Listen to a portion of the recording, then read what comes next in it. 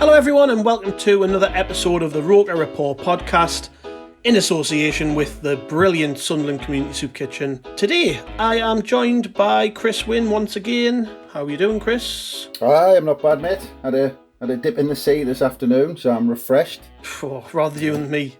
Even at this time of year, it's still freezing like. So. It was frigging freezing. I was going to ask, how was the market today? Oh yeah. So that anybody listening who didn't see our social media today, the Soup Kitchen ran the first Sunderland Community Market, which is going to be running first Sunday of every month, right opposite their building at Albert's Place in the town, and it was great. There was probably 20 stalls there, so for the first ever attempt to have 20 different market outlets there was brilliant. People selling all kinds of things. I think I spent about 40 quid just on bits and pieces really, but I love market to me anyways. Yeah. But not brilliant, and it was good to see Andrea again. She's the one person I know if she's got an idea in her head she'll get it done, and I think the market just started as an idea in her head and there we go, it's off and running. So no, it was great. Also here today, he's been very quiet in this first couple of minutes. Ant Watson, I'm alright. I just like listen about your market and all that, and they seem really excited about it, so it's all good for the community. Well, I've got it. See what it is. I've got a curry pie and a slice of cookie dough cake in the fridge for me tea. So I'm just going to rattle through this podcast and, get on the munch. Well, the line for Sean is just Gav saying, I love markets, mate. To be fair, I was at Tynemouth Market last weekend and the Quayside Market. Right market nonce. Love it. You take your dog in, you see, that's why I like it. I'm just imagining Twitter now. But anyways, we're not here to talk about what we've already yapped on too much about anything but the football. You think there was nothing to talk about, but yeah, Sunderland then. Let's get back to it. Sunderland beat Hull on Friday night. Last game of pre-season, Chris. The team news beforehand was a bit surprising. Lee Johnson wasn't there. I think, I don't know which players were affected by the stomach bug that apparently went round the squad, but obviously Pritchard wasn't there because of his COVID complications. Then we had no Burge, no Wright, no McGeady. We had no Benji Kimpioka. It was a funny old squad we had out, wasn't it? But we got the job done. That's the main thing. It was. They all had the shits, didn't they? It was. But it's funny. All of those you mentioned. It's like how many of those would have 100% have been in the team? I mean, yeah. Well. You see, I don't know, mate. Pritchard, obviously, we can disregard him at the minute. Yeah. But Burge probably would have started. Right, I think. Maybe. Is an interesting one. McGeady, yeah. If I remember rightly, isn't McGeady out because of some sort of he had a knock, didn't he? Knee issue, maybe. He's had an injection in his knee or something, I think. Something like that. Yeah, so maybe they're just saving him for the first game. I don't know, but it was good to see, anyways, that even with that little spanner thrown in the works, we just cracked on. That's sort of been the theme of pre-season, hasn't it? And I wrote about this on the site last week. Even with all the fuss going on off the pitch with fans worried about this, that and the other, on the pitch, I think we've actually just cracked on and done all right. And I think beating a championship side, although it's Hull, I know they've just gone up, but still the championship side is pleasing, isn't it? Of course, yeah. I mean, like you've got to look at pre-season being on a results basis a success. I don't think we've lost, have we? So we've it's unbeaten. It breeds confidence. We're having a look at obviously Elliott Emenike shone again on Friday night. So it can only be a good thing of going into Saturday now full of beans, to be honest. Obviously there's a few things that we need to sort out. Obviously not having a recognised full-back's a little bit of a worry, but Winchester's done well. I thought he played well on Friday night. So yeah, it's different football as well, though, isn't it? We're seeing we're not just lumping the ball up to the strike. We're actually trying to play a bit of football through in the middle. It's really pleasing, to be honest. But we do need to bring a few players in, I think. But we'll trust Lee Johnson with that, I think. Yeah, we'll touch on that in a bit. But one point you made there about Elliott Emenike, if Pritchard had been available, Chris, he probably would have played in that position in pre-season that Embleton sort of occupied. But, Embleton seems to have benefited from the fact he's not been there. He's played pretty consistently as a 10. And, I mean, that pass for the goal to Ross Stewart is a big marker for me. I mean, that shows exactly what he's going to be capable of if he gets a run of games in the league. And I think he will, because Pritchard's so far behind. I mean, Lee Johnson said, though, in his comments, I can't remember after which game, might have been after the last one against Harrogate, I can't remember, or Tranmere, I can't remember. But he said at one point, he said, well, he's looking for 2 senior players for each position. And if you're talking about that one behind the front two, I mean, look at the form of Embleton. And we've got Pritchard with his experience of what he's done in the game. Hopefully we'll get the good part of Pritchard that was seen kind of when he made 10 million plus moves a few years ago. But yeah, if we've got those two as a choice in that position, then I mean that's fantastic going into the season. But it also gives us the flexibility if we play three in midfield, some of these games at home. I remember Parkinson, everyone screaming when we were playing these home games when we were struggling to break teams down. Now, in these games where we play the lower league sides, the teams that are going to finish in the bottom half of League One at home, and we can't break them down. Now, if you end up playing with a three in midfield, maybe Evans in front of a back four, but then Pritchard and Embleton behind a front three, I mean, that's going to give us so much more options, flexibility. It's going to give us that creativity behind two wide players and what looks like to be Stewart up front. So it's not necessarily going to be Pritchard or Embleton. In some games, especially home games, it could be Embleton and Pritchard behind that front three. So I just think maybe McGeady as well. That's quite a creative midfield, isn't it? Exactly. I just think that flexibility could be fantastic if you get into the business end of the season and we're looking at 15 minutes left, 0-0 at home to trying to think who didn't go down, someone shite who didn't go down, one of those teams, and you need those players to unlock the door. Yeah. And on the goal as well, and Ross Stewart, it was a great movement and finish. I'm so glad he scored, because there was a few people sort of doubting him on social media, saying he's not going to be able to replace Charlie Wyke. And we've actually had a question from Chris Day. He asks, is Ross Stewart the answer to letting 25-goal Charlie Wyke leave? I think again, as I've just said about Embleton, it's a sort of a marker from him as to what he's capable of. Same with Stewart, isn't it? We've seen that he's able to get on the end of these passes and get into good positions and finish. Yeah. I mean, I think we spoke about him last week as well, didn't we, with Phil? And I mean, I don't think he will score 25 goals, but I don't think he's expected to, if you know what I mean by that. Like, I think if he gets 15 to 20, I'll be over the moon with that. But I'm expecting, Pritchard, Embleton, McGeady, Diamond to all chip in, Luke O'Nien as well, who can score goals. So I'm expecting it to be a bit more of, a few players getting 10 to 15 goals rather than just hoping that it's going to be the striker in Ross Stewart. But Ross Stewart's movement for that goal, I mean, a great ball by Elliott Emenike, but the movement's it's a great touch and it's a great finish as well. Now, like you, I'm really, really pleased for him because he has been playing well without scoring in pre-season. That'll be, again, for confidence-wise, he'll be on top now, so it'll be interesting. I'm looking forward. I'm actually looking forward to the season. It's the first time in a while. I'm actually looking forward to it. I don't think it's a case of trying to, we're not trying to do like for like, get some, Charlie Wyke got 30 goals, we need someone to get 30 goals. That's not how we are going to be looking at it. It's not how we should be looking at it. And I'm pretty sure Johnson and Speakman aren't writing that sort of thing down. We must get one person to score 30 goals.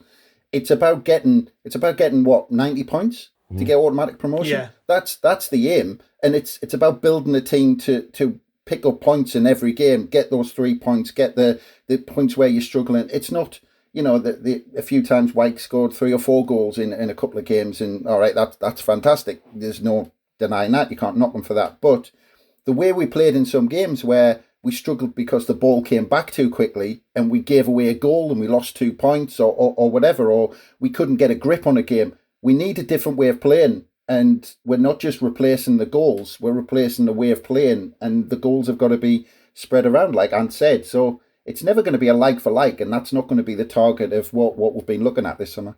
Yeah, and the other thing of note is that we had two central midfielders again at full back. We'll come on to the recruitment side of it, but Carl Winchester at right back's actually looked all right. I'm not saying he's the long-term solution, but Carl Winchester at right back has looked okay in pre-season. I mean, at Owen Sarah 5 has asked us thoughts on having Winchester at right back. He looks solid enough.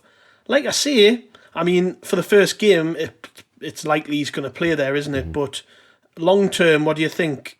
Him as a right back? I'd rather he was just kept as backup personally, but he looks all right, doesn't he? He's done okay. Yeah, he was okay on Friday night. So I mean, I'm not one for the square pegs and round holes again this season. You know what I mean? So I would like to see us sign a right back. Obviously, whatever's in the what irons are in the fire. We're not sure, are we? Because it's been a little bit quiet in the last couple of weeks. Obviously, Gallagher was meant to be coming and isn't coming anymore. But he has done a good job, and it's flexibility as well. I mean, I think with Carl Winchester, I wouldn't have him in my midfield at the minute. I think Corey Evans has nailed down that defensive midfielder position. But he is a good backup to have. But yeah, he's done well. And I'd rather see him than Luke O'Neill, because I'd rather O'Neill get forward. You know what I mean? So yeah, he's done good. I think there's been a lot of unfair criticism for him this week. It was something put on Twitter. There was like a few pictures, obviously Max Powell there, Luke O'Neill there, and then Winchester. That's a bit unfair on Winchester, that, to be honest, but he's doing his best. He's done okay, so fair play to him. Yeah, I'm in the same camp as you. I think he's done a job for the team, and although it's not ideal, we all know we need fullbacks. Like, there's nobody saying we don't. But it is sometimes nice when a player drops in to help out in a position and they do well, because it gives the manager sort of confidence, like if we have any problems with injuries, or if the right back situation goes on for another 3 weeks, 4 weeks, like it could, because we've got another month before the window shuts, that he can rely on Winchester to drop in there. And like you've just said, Ant, he's not going to get in ahead of Evans if Evans is fit in that holding midfield position. So it's likely that his playing time over the next month's going to come at right back, and it's good, in it, Chris, to be able to call upon players who, and I think Lee Johnson's touched on this. He quite likes the idea of just putting midfielders all over the park and seeing how they do. Like Dan Neil playing left back, again, not a long-term solution. Nobody is saying that, but doing all right there proves that if we need them to, they can play there. And as the season goes on, if we end up in an injury situation like we did last year, that we have players who can fill in. Yeah, that's it. I mean, and I'm almost certain that Carl Winchester and Dan Neil aren't someone who, when the team were looking at the squad in the lead up to the end of the season and in the summer, they hadn't identified these players to play fullback. It's just that we've got an overload of midfielders who are comfortable on the ball, and they kind of can slot in, especially for these pre-season games where you're not going to have the pressure's not on. You're not talking about you're up against one-on-one, and it's the difference between winning and losing a game, whether you get the best of a winger or not. And Carl Winchester and Dan Neil are very comfortable on the ball, and they can easily slot back into those sort of positions, because when they're in possession, they're good in possession. And at fullback, they're not, during these pre-season games, Winchester, when he got the goal, was it at Harrogate he got the goal? Mm-hmm. In a league game, he would have never have been in that position, I don't think, because he had free rein to get up and down. So they're not long-term solutions. I'd be amazed if we came into the kind of festive season and we had Carl Winchester and Dan Neil at fullback. It looks like, with the Gallagher thing that Ant mentioned, we've been biding our time to get the right people in at fullback. I think with the way the team operates, we want specific attributes at fullback. I think fullback's a really important position in the way we want to play, because we're going to push our wingers high up the pitch. They're not going to play as orthodox midfielders. So I think we want pace, we want energy, we want them to be fit, stamina up and down the flanks. And I think we're waiting for the precise people we want. And I think the Gallagher deal said everything that pointed exactly to that, because we thought, actually, there's someone better who can do that job for us. Let's wait for him. Yeah, I think that leads us nicely into the next segment I want to do on transfers and recruitment, because we've had a boatload of questions on Twitter from people just around the subject of the transfer window. And Nathan Gunn's asked a good question. How are we in a position where we are less than a week away from the start of the season with no senior fullbacks? I'm all for waiting for the right players at the right prices, but this is leaving us painfully short. I'll just add in on this. I mean, like I said before, we all know we're desperate to bring players in, but if the rumour, I say rumour, it's pretty much been confirmed on the Nottingham side that we're after Gabriel, their right back, who was on loan at Blackpool last season. Now, the problem is there that the club want him. They're willing to pay a lot of money for him. I think the price tag's around 600 grand for this guy. But Notts Forest don't have another right back, so he is their only right back. They're not going to let him go now, not unless we pay, over the odds to get him. So the club are then in a situation where they're like, well, we want him. Forest are going to eventually sign some right backs to free him up. Do we sign somebody now, or do we sign him later in the window? I know we need probably two right backs, but I actually think, I wonder whether Johnson and Speakman are looking at it and thinking we can get away with maybe just signing one right back. Or they maybe looking at it and think we our backup in that position, we don't need a specialist. We'll go out and we'll sign Gabriel for good money, if that's who they're after, and then worry about the backup sort of side of things later. And, if we get to January and we've realised we're desperate for a right back. It is an interesting one, isn't it, Chris? Because, like I say, we clearly need two players in both positions. But it's whether they're going to sort of allow us to go into the season. I think our left back will probably sign two, and one of them will be Denver Hume. But yeah, around that question from Nathan, how have we allowed ourselves to get into this situation, do you think? Well, I don't think it's a case of allowing ourselves, like I've kind of just touched on. And the Winchester example that you gave there, I mean, if you're looking at the holding midfielder role, we've brought Evans in. Winchester's likely going to be that person who slots in if Evans picks up an injury, which... let's say, all right, I think his injuries over the last year or so have been a bit strange, but let's say he does pick up an injury.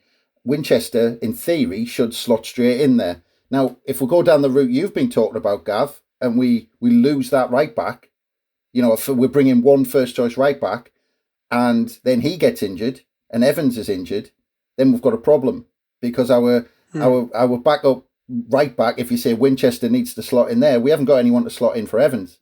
Or we've got to put Dan Neil in, who it looks like Lee Johnson wants to dictate when to bring Dan Neil in rather than, we've got two injuries, I have to put Dan Neil in for the next 10 games. He doesn't want to do that.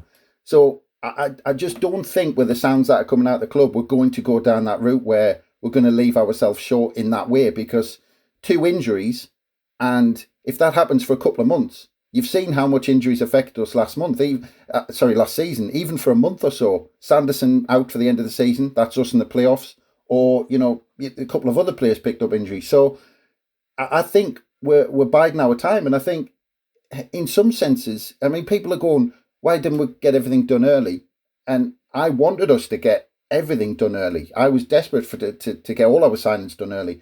But you can look at that and say, well, actually, sometimes when people go early, is that not a sign of panicking?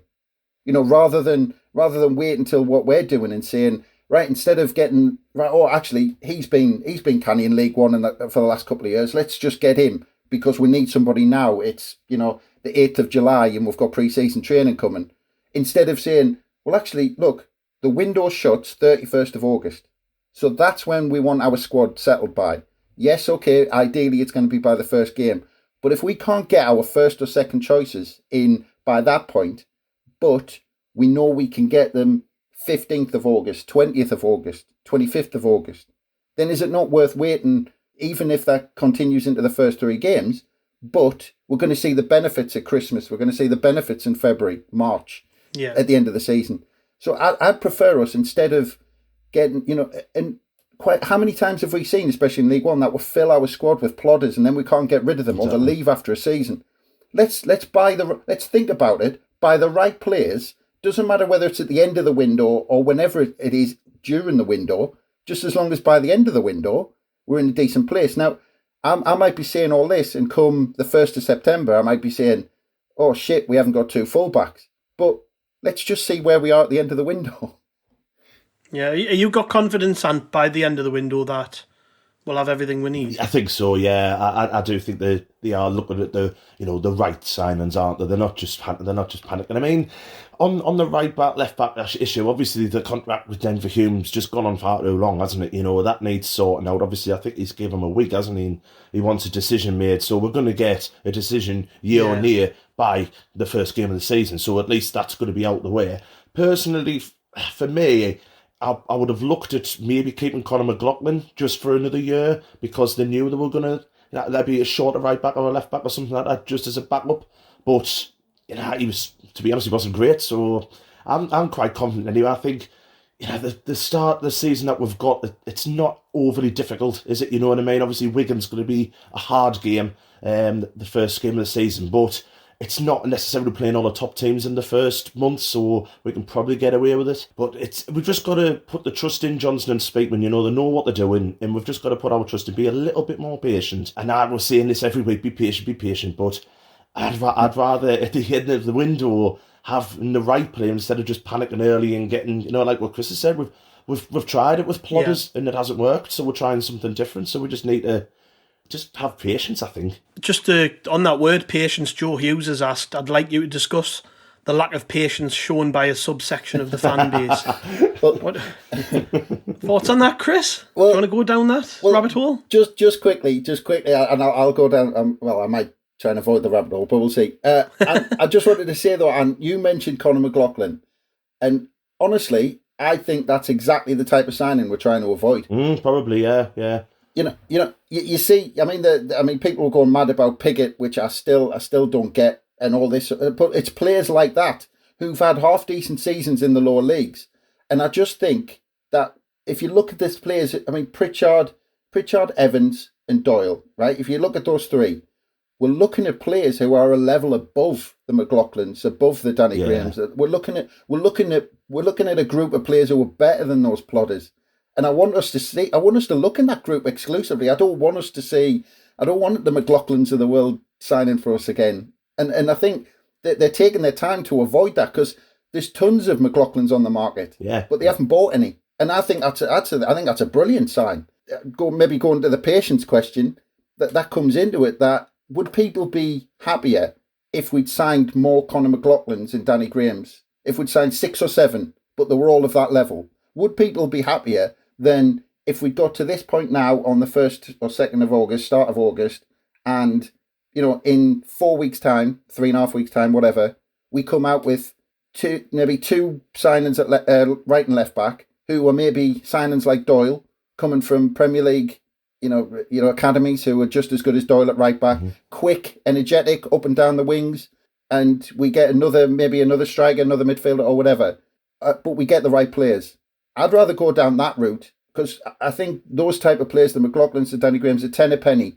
And we could have done that already. So I'm happy being patient in the hope, because it's not confirmed, but in the hope that we're going down that route rather than the usual one. To touch on that as well, Chris, about the, everyone's signing everyone, you know what I mean, in League One, because there's a lot of, Ipswich have gone out and signed a lot of players, and I think that's why people are getting a little bit, Ipswich are signing this, that and the other. But I would say there's only 2 players I'm actually quite jealous of other teams signing. One of them's Lewis Wing, who's got to Sheffield Wednesday.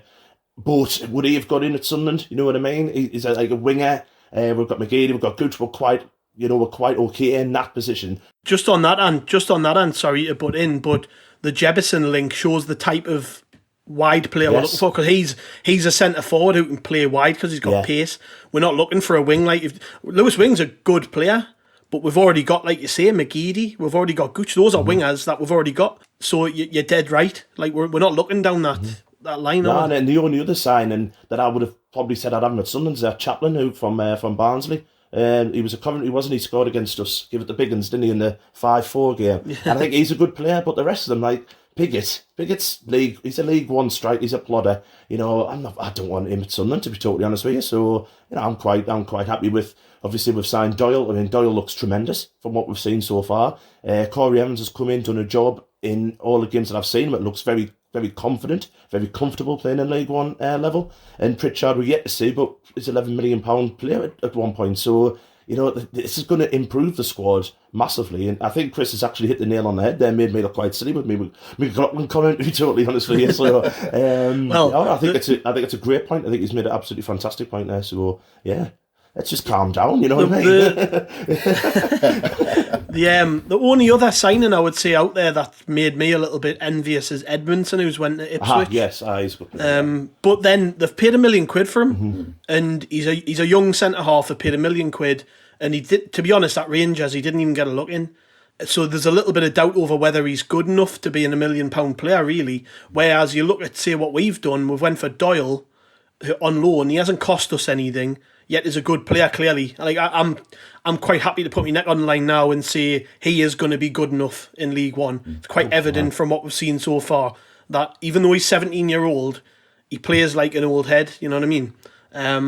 So I think actually this is a good point to say this, really. I think Sunderland fans just need to stop judging us against other teams, because Ipswich and Wigan are in totally different situations to us.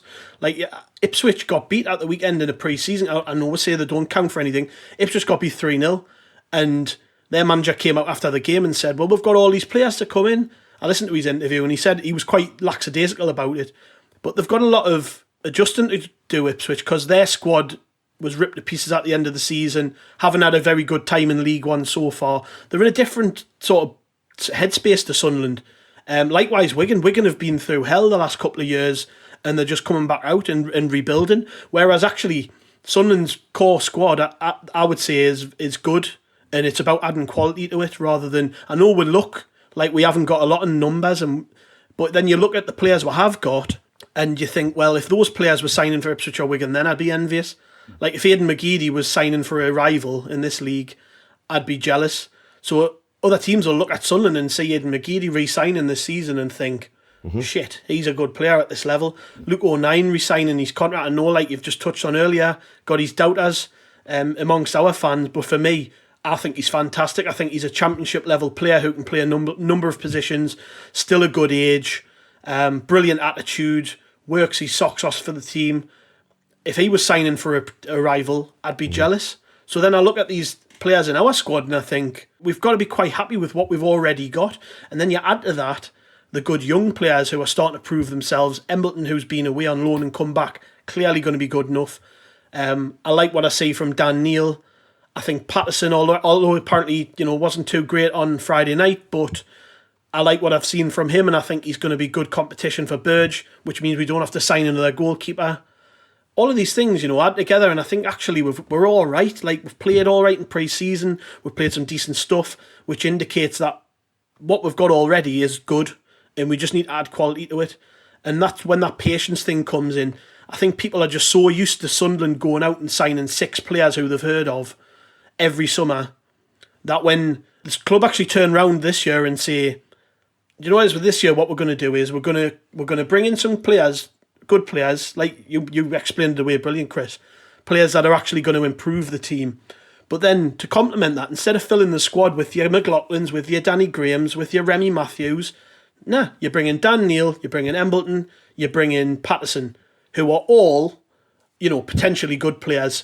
And instead of paying somebody $2-3 grand a week to sit on the bench who is not going to be good enough to make the step up, you actually gamble on your academy players and say, this is the reason we've got a fucking Cat 1 academy. Like, why has Sunderland never done this? Why have we never looked at that academy and said, this has to be eventually a production line of top players for the squad? And the situation we're in at the minute, we're in League One. We're not, when you go into the Championship and the Premier League especially, and that's why this maybe hasn't happened in the past, it becomes a lot more difficult to bring those players in and give them a proper chance. Whereas in League One, there's going to be opportunities for Dan Neil to play this season. There's going to be opportunities for Patterson to play in the Checker Trade games and the Cup games and get his feet in there. And if Burge struggles or he has an injury, he'll be ready to just jump in, seamlessly. You don't have to bed a new player in. This kid's been in this club for how long? They know exactly what it's like to play for Sunderland. So I think, I always say this, I just think people have got to widen their perspective a little bit, because it's going to be very different this year. We're going to be introducing a lot more youth to the team, and that might be from Premier League clubs, it might be from Championship clubs, loaning us their players. But I'm so open-minded about this that I've never felt as clear about something. I think this is the right way to go. Yeah. And when the Premier League starts, that is when these players are going to become available. I touched on this in the last podcast. There's lads playing in pre-season for the Man Uniteds, the Chelseas, the Man Cities, Liverpools, etc., etc., etc., in pre-season, who aren't going to be anywhere near that 23 come the season starting. And that's why they're not available now. And I think when Lee Johnson's talked in the past about it being stagnant, that's exactly what he's talking about. I know it's difficult. People are struggling to sort of come to terms with why we haven't got this player, why we haven't got that player. And that's why. It's because they're just being very, very patient. And it's a big asking, however many 100,000 Sunderland fans to be just as patient and to buy into it. Which leads us on to the next question. I know I've rambled for a bit there. Andy Lynn asked us on Twitter, why do you think the comms from the club's so poor these days? Right? Now, he has a point, because we haven't heard a great deal from the guys at the top. No. And some might say we don't need to hear from them. But I think this all sort of, the way they're trying to operate clearly hasn't been explained away enough, and I don't know who it has to come from for the penny to drop. So is it a case of we let things sort of play out Chris, or could the club help? I guess in the sense that they could allay fears by sort of talking, or is this something that we've done wrong in the past? Because Stuart Donald was all over Twitter, wasn't he? Sort of playing down fears, and look how that ended. We ended up paying $4 million for Will Grigg. Yeah, I was. It's funny. I had a smile on my face when you were doing your monologue there. That but you were talking about saying the way we need to do some things, and I was honestly thinking about the comments that people have made about, well, why doesn't the club come out and explain exactly where we're going and what we're doing and all this sort of stuff? Like, we're going to see that. You can see that already. You can see that the 3 players we've signed are better than what we've got. So clearly they're looking for players who are better than what we've got. They're not looking for... The worst thing they could have done was as soon as the season finished, looked at players who would just fill the squad with players who've got League One experience. It was the worst thing they could have done. So they didn't do it. They brought in players who look, from what we've seen in pre-season, a level above. So they're showing us their plan. They might not come out and say it in an interview. They might not come out. They might not come out saying, "We want to make an announcement to the fans. We're looking for players better than we've got." It's like, well, right? I mean, why should they come out and say something? I mean, it's clear what they're trying to do. And why should they come out and say, "Oh yeah, well, we will definitely sign a fullback by Saturday." I mean, they're obviously working on it. They've been working on it all summer. They know they've got a plan, and look. We'll see it when it comes to the start of the season, when it comes to the window. We'll see exactly what they're doing. And there's no need for them to come out and explain every part of the way. When the window shuts, I'm sure the club within 48 hours will have a podcast with Speakman, with Johnson, saying, right, okay, this is what we're doing. This is our thinking behind it. We've brought these players in. These players are going to get a chance. We've now got a pathway for the academy players because we're creating a pathway instead of just saying, well, okay, there's no chance unless you really, really impress us or whatever. Or, they're going to tell us about all of this in good time. But now they're busy. Just let them get on with the jobs, isn't it? Yeah. the only thing I would add to that really is that when these pre-season games have been played, the press are in front of Johnson asking him the questions around recruitment, which he isn't doing. I don't think personally he's done a very good job trying to explain what's going on. And he sometimes struggles to, which might seem strange because he is quite an articulate bloke, but I think he struggles sometimes to articulate what he actually means, and maybe that's not been particularly useful. I just wonder, and I'm not saying they should definitely do this, I'm just wondering whether they could maybe take a little bit of that pressure off him. And I don't know what they could do, though, to be fair. Like, you've just said it right there. What could they really do? They're not going to come and do a podcast. And I don't think they're going to start leaking stories through the press, which is the traditional old-fashioned way, isn't it? To allay fears is just throw a few dodgy transfer rumours out to the local journals and hope it calms people down until we actually sign someone.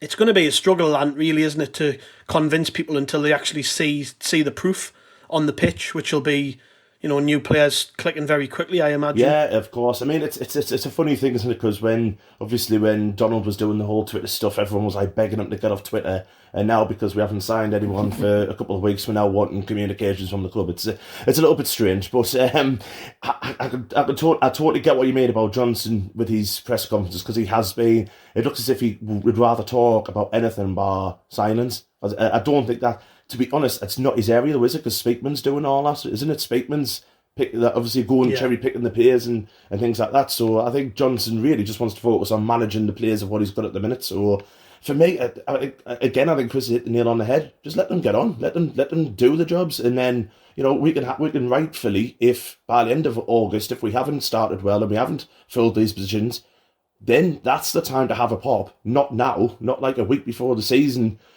starts. We've had a decent pre-season, play some very good football. Let's just wait and see at the minute. Let's wait and see what happens, instead of just like, we're very, very easy, and I know it's very easy to jump on this negativity bandwagon.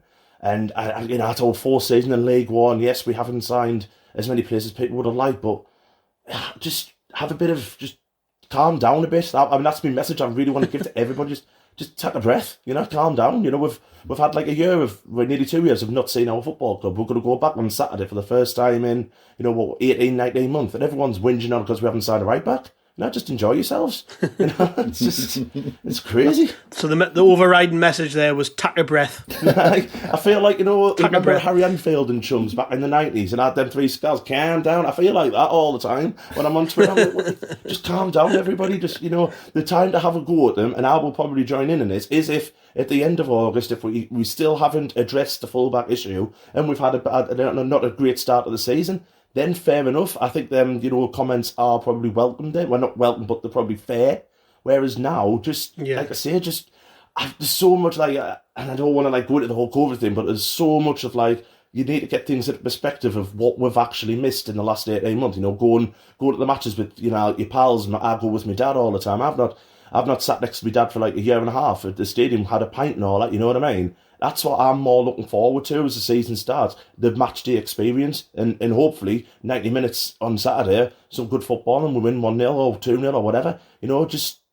Let's think about the football side of things. You know what I mean? Instead of having a pop at Speakman because we haven't signed a right back or a left back. They will sign one. They will do that. They're not stupid people. They're not going to say, oh, we don't need one. We're happy with Carl Winchester playing right back and Dan Mayer left back. That's not going to be the case at the end of January. So like I say, take a breath. That's probably a good point to end on, actually. All 3 of us have had a little rant. And I'm positive for a change. I think that's a good point to end on. We've went on a while now. I'm not going to talk about the game at the weekend because we'll have a preview pod coming up before the end of the week, so that'll be nice. I think you're taking that one, Chris, so everyone can hear your lovely voice again before the weekend. But yeah, thanks, lads, for joining us. I think we've got a lot off our chest there. We have. It's quite good. Yeah. I love markets, mate. There's been a few in this. Take a breath, and I love market. Actually, I think I said I was a right market nonce, didn't I? So that might, I don't think you're going to get away with putting the word nonce in a pod title, so I don't think that's advisable, Sean. But yeah, okay, cheers, lads. Thanks for joining us. Like I say, we'll be back before the game at the weekend, so make sure you refresh your podcatcher. If you're like me and you hate the new iPhone pod app, just throw it away and use Spotify or Acast or whatever else, because there's a million other options out there. But yeah, we'll be back before the weekend, so we will catch you then. See you later. You ever been to a market, Danny?